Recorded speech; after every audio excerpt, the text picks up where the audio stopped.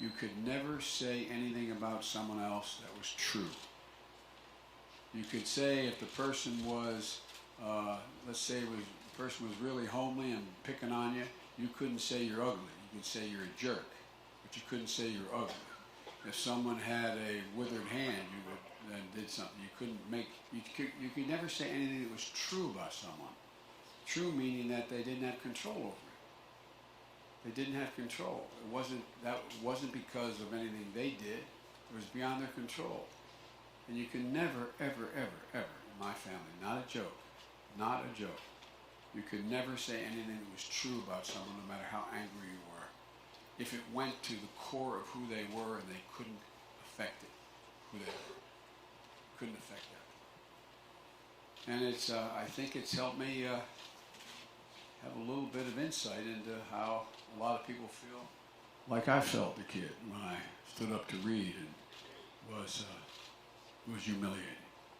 And so, but anyway, I don't know if that answers your question, but that's where it was. Yes, ma'am. You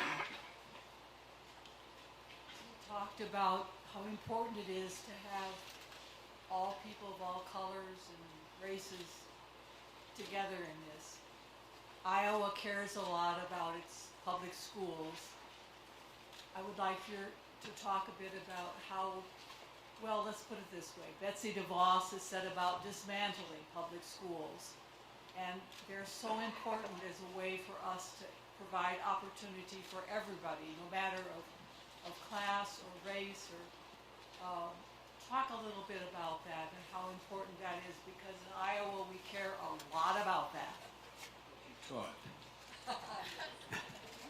Well, I'm married to a teacher, a professor, and if taught for years, and if Betsy DeVos is not replaced by someone who's actually taught in a classroom, I'll be sleeping in the Lincoln bedroom by myself. I won't be in the president's room. I guarantee you, Betsy goes the moment, and she knows it, not because it's a personal thing, but because I think she doesn't understand at all about the importance of public education. One of the things, and I won't go into a lot of the detail. If you want me to go on, I will do more, but here's the deal. The zip code you were born into, who your parents are and what their background in education is, shouldn't determine whether you can take full advantage of your mental capacities.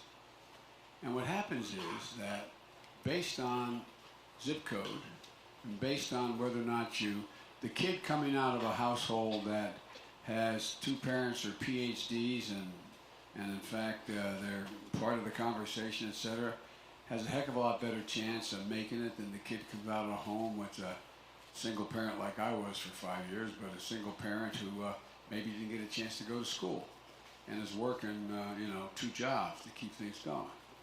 So what I do is I take Title I schools, those schools, as you know, that are from areas that do not have a big tax base. They're from areas that they're the poor community. Doesn't mean they're black or white or Hispanic or Latino, but where they don't have the tax base to spend as much money on schools. There is a difference of $23 billion more is spent in predominantly white school districts than other school districts, okay? And so there's an unequal opportunity as you start. So I take what they call Title I funding, and I move right now, we spend $15 billion a year trying to give a little advantage to the poor school districts. And again, it's not based on their color, but it's based on their poverty. Or not poverty, how much they have to spend on school. I moved that from $15 to $45 billion a year, and by just taking some small cut, I won't go into the detail, which I did yesterday and told me not to today, the $1.9 trillion tax cut the president pushed through, that about $1.2 trillion of it didn't. Anyway, here's what I do. I move it to $45 billion. That allows the school to have to use it for 4 purposes. 1, to raise salaries for teachers. Because if you graduate from a great university in this state today with a teaching degree in June or May, you're going to start off making 26% less than someone graduating in any other field other than sociology. That's the only other one that gets as little. Number one. Number two, you raise the salaries, because right now we're short 115,000 teachers in America. And by the time we get to 2025, it's expected to be 230,000 teachers short. You know what that means? It just means more burden in the classroom, less opportunity for kids, for individuals, it goes on. Secondly, you're going to have to use that money to put every single 3, 4, and 5-year-old in school, not daycare, school. Because as you know, I can tell, the studies all show in the last 10 years, if you do that, you increase exponentially the prospect that child, regardless of their background, that child will end up successfully navigating all 12 years and be eligible to go beyond high school, whether it's a certificate and or community college or college. And so it's good for everybody. It's good for rich folks who don't want to spend more, or our conservative Republicans who don't want to spend more money on education, because everybody's better off when people are in that situation. The more educated our public is, the better off we all are, and all incomes rise when that occurs. The third thing it does, it doubles the number of school psychologists, school nurses, and social workers in our schools. Because right now, every single solitary teacher understands when they, in fact, the kid shows up for school, they bring all the problems they have to school. And it's getting harder because it used to be we had significantly more school psychologists available. Now there's one school psychologist for every 1,507 kids in America. Every expert estimate says it should be between 500 and 700 kids for one school psychologist. The same thing with regard to school nurses. And what happens is you can identify early on problems that are related to, that lead to the prospect of mental health problems. And that is able to be identified quickly with young people. That means you don't put them in an asylum, but you get them the help that they need because of the anxiety that they're going through at home. And so, or wherever the consequence of the source of anxiety. So you significantly increase the prospects for people who, in fact, not based on their income. And lastly, we should be spending more money on public schools. I came out here campaigning for John Culver as a 32-year-old senator early on, okay? And I remember at the time talking about the Iowa test. You guys led the country. You were the leading state in the nation in terms of public education. You all rank very low now. Why? Massive cuts, relatively speaking, in public education in this state. It matters. It matters. And so, again, people would come up to my dad and say, his name was Joe, and say, Joe, let me tell you what I value. And he'd say, no, don't tell me what you value. Show me your budget. I will tell you what you value. My dad was a high school graduate. He never went to college. I was the first in my family, immediate the Biden family, to go to college. But my point is that we should be investing more in education, access to education, and affordability of education, which I'll be happy to go into if people want me to talk more about it. But that's, I think, public education is the key. My wife has an expression, as an educator, like you said, any country that out-educates us will outcompete us. And these are not somebody else's children, they're all our children. They're the kite strings that lift our national ambitions aloft. Every child has it. It's overwhelming in each of our interests that they succeed. Mr. Vice President, you have time for one more. Sorry, I have permission to go ahead. You have a mic? You know, we have been very fortunate to have such great candidates for this nomination. You've always been at the top of my list. You know, I'm whittling my list down to 3. I'm still undecided. You could clinch the deal with a Biden-Klobuchar nomination. Or at least a female vice president on the ticket. Well, let me tell you. One of the things that you realize, you are the only. Yes, I will look very, very closely at picking a woman. If I were to say that I would pick any individual, that in fact promising the vice presidency is against the law. number one now. But number two is that, you're the only folks in the world that say, I've only met you 7 times. Can you go over to the house and talk to me about this a little bit later? The fact you're mildly spoiled is not a problem. But all kidding aside, look, it's a legitimate question. I guarantee you 3 things about my administration if I end up being your president. One, it will look like the country.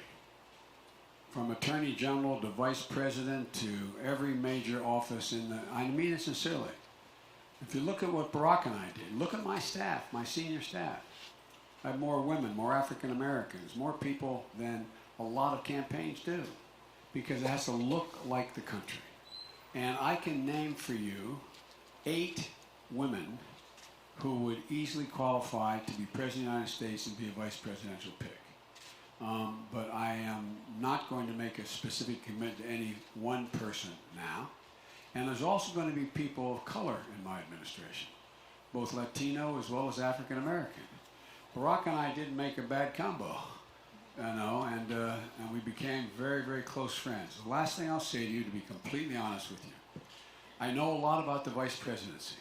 And the single most important thing, and I mean this from the bottom of my heart, if you notice, every major historian's written about the presidency and the vice presidencies, they've said of late, that no vice president or president ever been closer than Barack Obama and Joe Biden in American history. That's been the consensus. And there's a reason for that. We both trusted each other completely. And we knew, and he knew from the beginning, I would never, ever, ever do anything that was inconsistent with his interest. The role of the vice president is to be the last guy in the room and have the president's back. And to do that, you have to be in a circumstance where that president knows that you are intellectually and politically and ideologically simpatico. It doesn't work. So whomever I pick is going to have to be supportive of and come from the same, like Barack and I did, the same political spectrum that I am. Because otherwise you can't do what Barack did with me, and it's worked. No president has the capacity in the 21st century to handle everything. You've got to be able, not a joke, turn over presidential responsibility. And you can't do it for a cabinet member because internationally it's not taken as seriously. When I got sent overseas, when I got sent to deal with migrant children and coming up from Latin America, when I got sent to Asia, wherever I was, everybody knew when I spoke I had presidential authority. Not a joke. Every assignment the president gave me, from dealing with $900 billion Recovery Act, he never once interfered. Said, do it, Joe. Because I knew where he was. Not just, we would disagree sometimes tactically, but never strategically. And he knew if I had any doubt about whether or not he had a tactical or strategic difference and I was about to initiate, he knew I would check with him first. I handled that entire piece of legislation, $900 billion. Kept us from going into a depression, and I ran it myself. Hired and fired anybody I wanted to in the administration. I have to have someone who not only, I'm not looking for someone to come in and genuflect in the White House. When I asked Barack why he wanted me, because it's all public now, I did not want to be vice president. I said no when I was asked whether I would in fact be vetted for the job. Because vice presidents are usually just standby equipment, and I thought I could help him more being a leader in the United States Senate, being able to get things done. And so I asked him why he wanted me. And his comment was, and he's publicly said this as well, he said, I know you'll never walk in the Oval Office and be intimidated, and you'll never, never walk out without giving me your honest opinion, and you'll do it privately. That's why he and I had lunch once a week, every single week we were both in country. We met every single morning we were both in country, because he knew I would tell him the truth. He wanted, you have to be able to be willing to have someone with you who will tell you the truth that they think you're wrong, and not be intimidated by the fact you're the vice president sitting behind that desk, the Resolute. And so that's what I'd be looking for. And there's a number of women and several African Americans, in fact, qualified to meet that criteria from my perspective as I see it now. But it's presumptuous for me to be talking about vice president. I'll do yes or no. Someone had a question back here. If it's short, I'll answer it. One more, thank you. Vice President Biden, one of the things that I really worry about is President Trump is not very respectful and very effective with people who disagree with him. And during the last election, there was a lot of bantering and it became actually cruel. And I'm wondering how you will address him when he, he's going to attack you and he already has. So what are your thoughts about strategies for that? Well, I'll do it very quickly.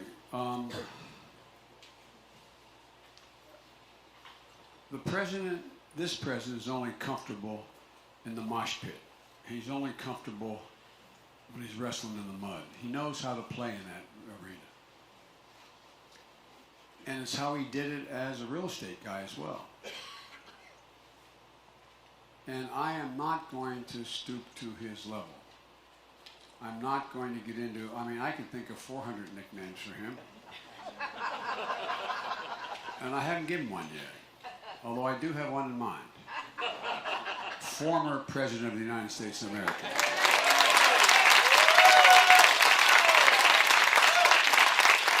And I am going to, I think the mistake that was made, totally understandable.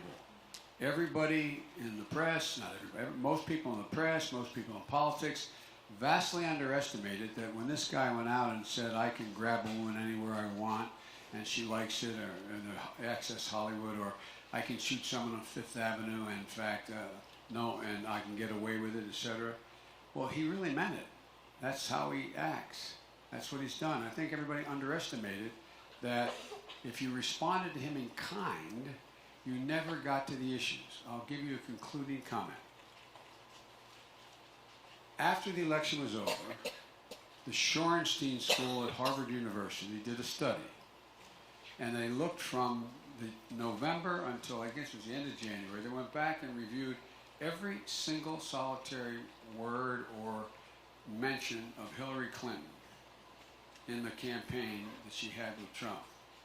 And they measured how many of those, how much of that coverage related to a specific issue. You know what it was, the answer? 4%. Debating me, 4%. It's about his failures as President of the United States on a policy basis.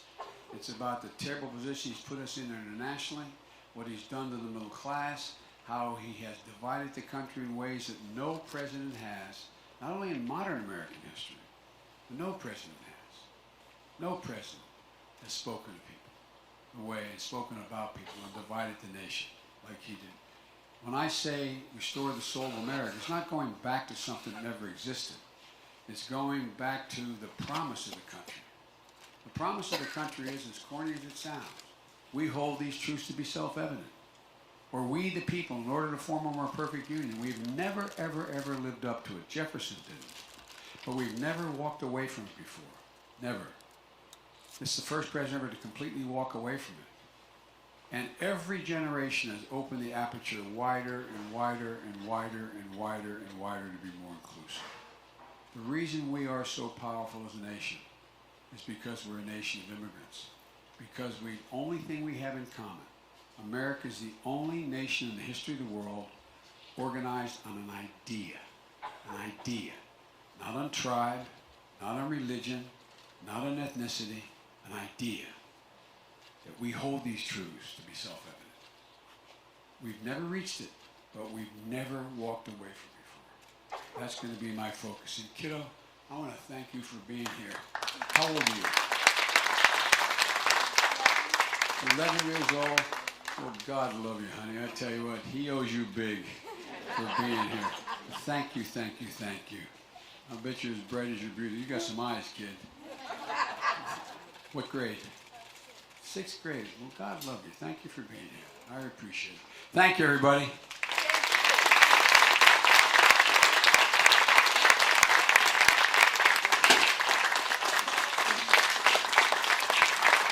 Well said.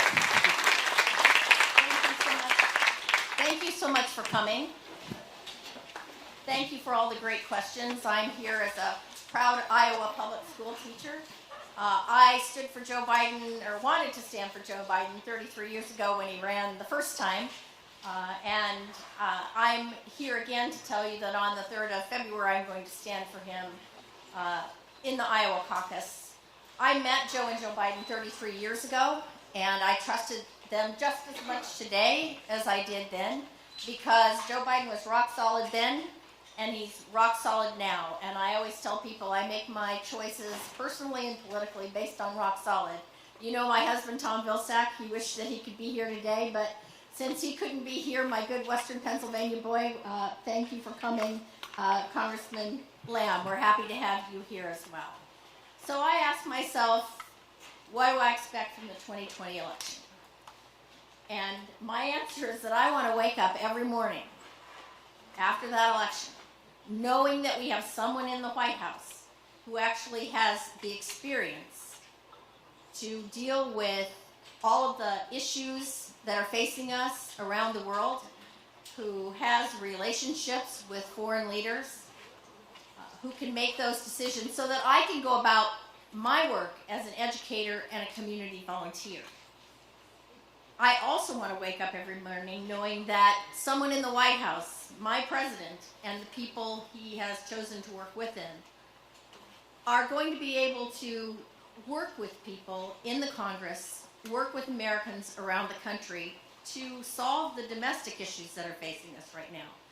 And so that experience is important to me, and also, more than anything, relationship is important to me, whether it's with foreign leaders or whether it's understanding how to get things done in the Congress. And I also want to make sure that my grandchildren, I have 5 grandchildren, I want to make sure they can look up to the President of the United States, and that they know that their president is supporting and represents the American values that we all share. So this is a pretty important election, and I take it very seriously, and I'm a Democrat, but I'm also a very practical person. So I started thinking about all the people that will be influenced by the choice I make in the caucuses. I thought about all those 8th graders that I taught all those years, for 25 years in Mount Pleasant, Iowa, who now have 8th graders of their own. My colleagues at Van Meter Middle School, where I now live, where I volunteer, where I'll be tomorrow morning, volunteering with 8th graders in the small rural school here in Iowa. And I thought about all the people that I met as I traveled the state of Iowa as First Lady to all those libraries and schools. And I thought about all the people in the 4th District when I was campaigning for Congress a few years ago. And I realized that the choice that I make, that all of us make, is going to affect a lot of people. So where I'm from, in Mount Pleasant, if I didn't have any Republican friends, I wouldn't have any friends at all. There just aren't that many Republicans. When I started the Young Democrats Club when I was in high school, there were only 7 of us. So I have to think about all those people as well. And what I think of when I think of Joe Biden, and what I think really appeals across the aisle, across party lines, is he has this great sense of compassion. He and Jill both. Now, Tom and I lost a granddaughter a couple years ago, and they were right there with us the whole time. And I know that some of you in this room have lost people that you really care about. And I know, and I've watched them over these 33 years, really speak to people and listen to people and share their suffering. And I actually want my president to have known suffering, to have known what it's like to send a child off to the military, to lose a child in a war situation, to lose a child to disease, to lose a child to some disaster. So I think about all of the people in my life that I have to make a decision about, and I want to make sure that I provide all of the people that I know with a good choice. Now, the other day I was in Mount Pleasant, and I was talking to a bunch of Democrats. I thought they were Democrats, about Joe. And after I was all done, Tom and I were both there. My best friend growing up walked up to me, because I had said to people there, and I say to you today, that you need to think about, if you haven't decided yet, think about your favorite Republican. Maybe a family member, maybe somebody you know. We all have Republican friends. Think about that person, and think about who we need to choose as a candidate who will appeal to those people as well. And afterwards, my friend came up to me and said, I said, what are you doing here? She's been a lifelong Republican, and as well as her husband who was with her. And they said, we can't vote for a narcissist for president. We want someone who shows compassion, who can work across the aisle. And that's why they were there. They wanted to hear what Joe Biden was about. So I'm asking all of you to make that practical decision as well, because I think this choice in the general election will be made in the middle, in places like where Congressman Lamb is from in Pennsylvania, and in rural Iowa as well. So I thank you for coming out, and thank you for listening. I'm the closer today, so that means I get to hold up the card and say, if you haven't signed a caucus card for Joe Biden, we hope you'll do that. Tom and I are pretty competitive.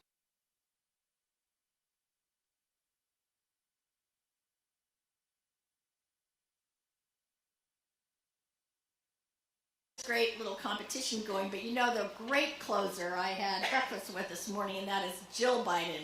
She is the best closer of all, but since she's not here, she's out and Tom's out, then I'm asking you, please sign a card. And if you have already signed a card, please volunteer to be a precinct captain, volunteer to drive people, volunteer, bring food. Make sure that we get the job done on February 3rd, because I truly believe that the best person to beat Donald Trump in 2020 is Joe Biden. Thanks so much for coming.